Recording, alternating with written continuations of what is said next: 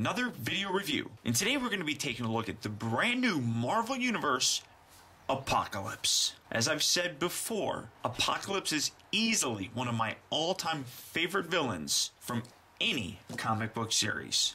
Really big, bulky. That's exactly how Apocalypse should be. Just a fantastic looking figure. So mean and just menacing looking. I absolutely love these bigger size figures. They're just absolutely fantastic. Flipping around here on the back, you see other figures that are in the line. Born thousands of years ago, Apocalypse is the first mutant, and there is every likelihood that he will live to be the last. His natural powers are vast and are enhanced by the alien technology he has spent millennia bringing under his control. No other villain has so shaped the course of the X-Men as he has tested them again and again to ensure that only the strongest survive. Just one of the absolute coolest characters in DC and Marvel and anything. Apocalypse just kicks everyone's ass.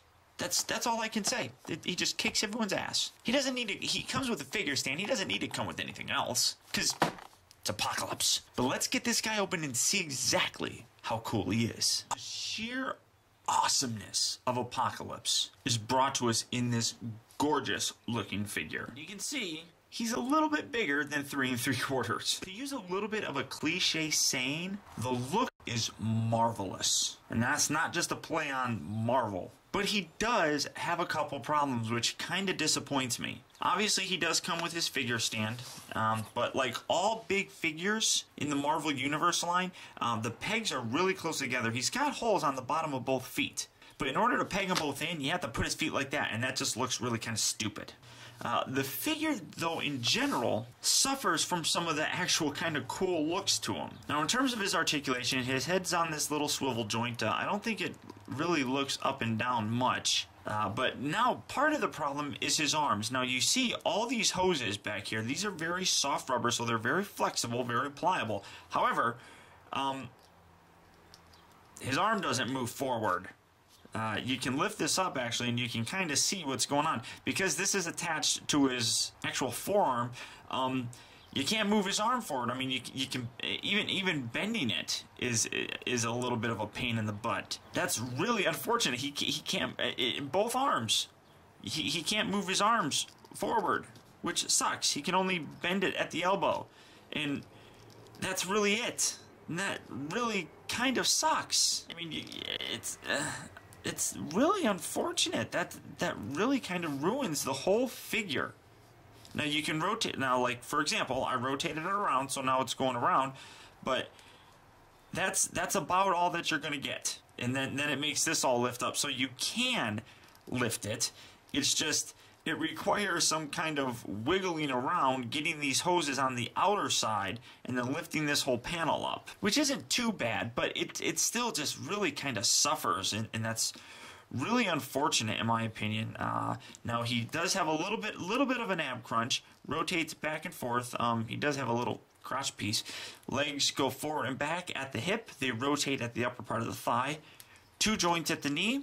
And this weird kind of joint here where it bends tippy-toe and then it rotates, and it's kind of a weird joint there. But his legs are also kind of, I don't know if you can kind of see that, there's a gap at the upper part of the thigh, so it's not all that tight, and it kind of, he's kind of top heavy, so he kind of has this hunched over look, which I guess it's not too bad, but from the front it looks like it's a whole lot more pronounced than when it's on the side. But I guess that's because he is kind of hunchback. An absolutely gorgeous paint job on here, though. I really love the way that the guy looks. Absolutely marvelous, as I said.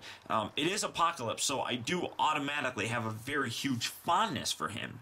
But like I said, these stands really leave a lot to be desired on these bigger figures. Now, you can put it in there, and it doesn't even really peg in there very well.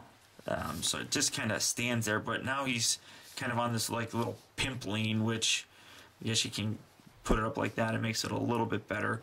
But I don't know. The stand kind of throws me off because it's not really centered. I mean, you can see Archangel's centered because he's got both feet pegged in, but you can't peg both of these in because this is now how he stands. And I'm super. I just don't really like the way that looks. I mean, he's a big dude, so he should have a more wide of a stance, I suppose. Now, for me, this figure I absolutely adore. Even though his articulation is kind of, messed up, the look of the guy just screams apocalypse. The sheer bulk and size of him just is pronounced and just massive, really giving a sense of importance to this character. Generally speaking, if you're a fan of X-Men, you're probably going to like Apocalypse. So this figure is going to be a natural fit for you. But if you do decide to pick him up, do know that his articulation is not as fantastic as it really could be, mostly because of these wires here on the back. Being that I am a huge Apocalypse fan, there is no way that I was going to pass on this guy. I highly recommend picking him up. So until next time, guys, I want to thank you for tuning in. This has been Optibotimus. I'll talk to you later.